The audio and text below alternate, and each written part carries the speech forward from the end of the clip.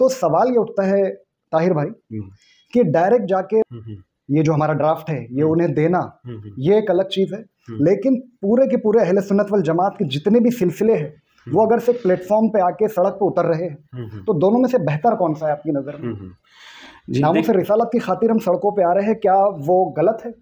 नहीं नहीं, बिल्कुल नहीं है। लेकिन क्या है कि ये अभी इस मुहिम का समझ लीजिए कि आगाज़ है। अभी ये लड़ाई तो काफ़ी लंबी लड़ना है हमें, तो इसमें और भी आगे जैसे मरहले आएंगे, जो भी जैसी भी सिचुएशन आएंगी, तो और भी आगे इक़दाम किए जाएंगे इंशाल्लाह। लेकिन अब ये एक दिन का 15 दिसंबर की रैली करके 15 दिसंबर को ही कोई कानून नहीं बन जा रहा था एक दिन में, है ना। अभी इसमें हमको फॉलो उसका लगातार लेना पड़ेगा और भी आगे बहुत सारी काबिशें कोशिशें करना पड़ेंगी। तो ऐसा नहीं कि रैली कैंसिल हो गई तो हम अपनी मुहिम से पीछे आ गए।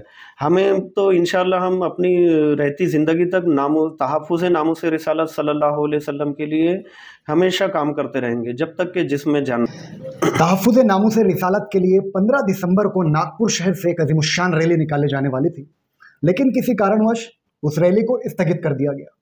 नागपुर शहर के अलग अलग इलाकों से आपने देखा कि किस तरीके से मस्जिदों के ज़रिए से ऐलानात हुए कि हाँ हम रैली में ज़रूर जाएंगे, लेकिन उसके 2 दिन पहले यानी कि 13 दिसंबर को सीपी अमितेश कुमार सर के साथ में मुलाकात के बाद में यह तय हुआ कि रैली को कुछ दिनों के लिए स्थगित करना पड़ेगा।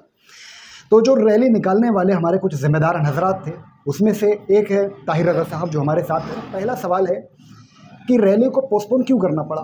तो ताहिर रज़ा साहब हम चाहेंगे आप बताएं कि रैली पोस्टपोन क्यों हुई?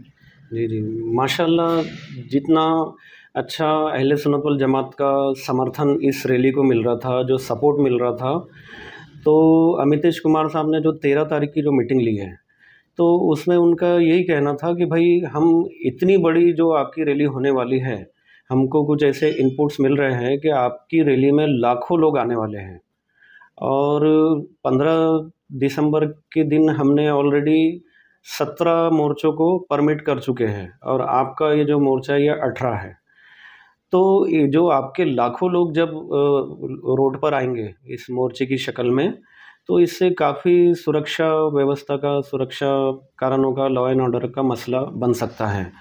तो फिर उन्हीं के आग्रह पर हमने इसको अभी डेट को मुलतवी किए। लेकिन फिर दूसरी बात ये थी कि CP sir Amitesh Kumar sir ने एक हमको और अच्छा ऑफ़र भी दिए कि भाई अगर आप 15 तारीख की रैली कर आपका मकसद ये है कि आप मेमोरेंडम देना चाहते हैं, आपका डेलीगेशन जाके मेमोरेंडम देगा, तो जो आपका मेमोरेंडम है जो तहफ़्फ़ुज़ नामूस रिसालत सल्लल्लाहु अलैहि वसल्लम के लिए सख्त कानून बनना चाहिए, इसके लिए आप जो ड्राफ्ट तैयार किए हैं, अगर हम ऐसा करें कि आपको एक दिन पहले आपका डेलीगेशन को हम डायरेक्ट महाराष्ट्र के उप मुख्यमंत्री देवेंद्र फडणवीस जी और director general of police Rajnish Seth sir और सुजाता सोनिक मैडम जो कि होम सेक्रेटरी है, और ऐसी पुलिस के आला अफसरान महकमा जो कानून साज हैं, अगर हम इन्हीं से आपकी मीट करवा दें तो कैसा रहेगा?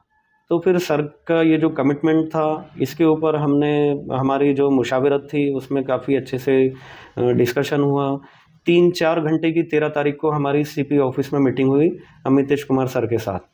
जब हमारे जो ज़िम्मेदार हजरात थे, जब उनका भी फिर ये इस पर मशवरा हुआ, सबकी राय सहमति बनी, फिर उसके बाद हमने इसकी जो रैली को फ़िलहाल कुछ वक्त के लिए हमने समझ लीजिए कि उसको मुलतवी किए, लेकिन ज़रूरत पड़ेगी तो इंशाल्लाह इसको और हम आगे ऑर्गेनाइज़ करेंगे। कि जो दूसरा उनका प्रपोज़ल था कि भाई हम आपके ये जो मुहिम है इसमें अगर से आप 15 तारीख को रैली की शक्ल में आने के बाद भी आपका जो मेमोरेंडम है ये जो पहली सीढ़ी पे रहेगा, अगर हम इसको 14 तारीख को अगर आप हमारे प्रपोज़ल को मान लेते हैं तो हम डायरेक्ट इसको 5वें स्टेप पर पहुंचा सकते हैं कि डायरेक्टर जनरल ऑफ पुलिस के साथ हम आपकी मीट करवा देते हैं। और फिर जो उनका कमिटमेंट था वो उस पर खरे भी उतरे, उन्होंने वो जैसा कहा था वैसा एग्जिट किया भी। बस ये था कि जो रैली का जो इनपुट्स थे कि काफ़ी ज़्यादा लाखों की तादाद में इसमें लोग आने वाले थे और ऐसा हमें भी अब महसूस हो रहा था और पुलिस को भी उनके ज़राए से मालूमात इस चीज़ की हो जाती है। तो ये तो चीज़ है डेफिनेटली। लेकिन मैं आपसे ये कहना चाहता हूँ ना कि भाई अगर से हम जो है बगैर लड़ाई के ही अगर कोई जंग जीत रहे हैं तो वो ज़्यादा मेरे हिसाब से भी अच्छी चीज़ है। तो कोई भी जो फैसला लेंगे वो इस दो चीज़ों में से जो अपने को अच्छा बेस्ट लगेगा हम उसी का फैसला लेंगे। देखिए, अगर से हम डायरेक्ट जाके हमारा मेमोरेंडम, जो कि आप देख सकते हैं ये पूरा एक ड्राफ्ट है यहाँ पे इस वक्त हमारे हाथों में, जिसमें सारी बातें लिखी हुई है, जो कि महाराष्ट्र के डिप्टी सीएम साहब देवेंद्र फडणवीस सर को दिया गया। तो सवाल ये उठता है ताहिर भाई कि डायरेक्ट जाके मेमोरेंडम देना, ये जो हमारा ड्राफ्ट है ये उन्हें देना, ये एक अलग चीज़ है, लेकिन पूरे के पूरे अहले सुन्नत वल जमात के जितने भी सिलसिले हैं वो अगर से प्लेटफॉर्म पे आके सड़क पे उतर रहे हैं तो दोनों में से बेहतर कौन सा है आपकी नज़र में? नामों से रिसालत की खातिर हम सड़कों पे आ रहे हैं, क्या वो गलत है? नहीं नहीं, बिल्कुल नहीं है, लेकिन क्या है कि ये अभी इस मुहिम का समझ लीजिए कि आगाज़ है। अभी ये लड़ाई तो काफ़ी लंबी लड़ना है हमें, तो इसमें और भी आगे जैसे मरहले आएंगे, जो भी जैसी भी सिचुएशन आएंगी तो और भी आगे इक़दाम किए जाएंगे इंशाअल्लाह। लेकिन अब ये एक दिन का 15 दिसंबर की रैली करके 15 दिसंबर को ही कोई कानून नहीं बन जा रहा था एक दिन में, है ना। अभी इसमें हमको फॉलो उसका लगातार लेना पड़ेगा और भी आगे बहुत सारी काविशें कोशिशें करना पड़ेंगी। तो ऐसा नहीं कि रैली कैंसिल हो गई तो हम अपनी मुहिम से पीछे आ गए। हमें तो इंशाअल्लाह हम अपनी रहती ज़िंदगी तक तहफ़्फ़ुज़ नामूस रिसालत सल्लल्लाहु अलैहि वसल्लम के लिए हमेशा काम करते रहेंगे जब तक कि जिस्म जान बाकी है। तो उसके लिए कोई कंप्रोमाइज़ नहीं है। कंप्रोमाइज़ ये इस चीज़ में है कि जो एक उनका आग्रह था, नहीं तो हमारी तो हम 13 तारीख को भी हमारे वहमो गुमान में नहीं था कि ऐसी कोई चीज़ सामने आ सकती है। हम तो बाकायदा 30 तारीख को हमने परमिशन के लिए आवेदन किया था सीपी ऑफिस में।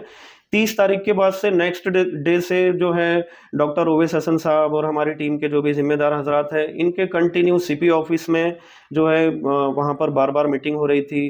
तहसील थाने में, गणेशपेट थाने में आए दिन बुलाया जा रहा था। डीसीपी जो है नीलेश भरने साहब के साथ आए दिन मीटिंग हो रही थी।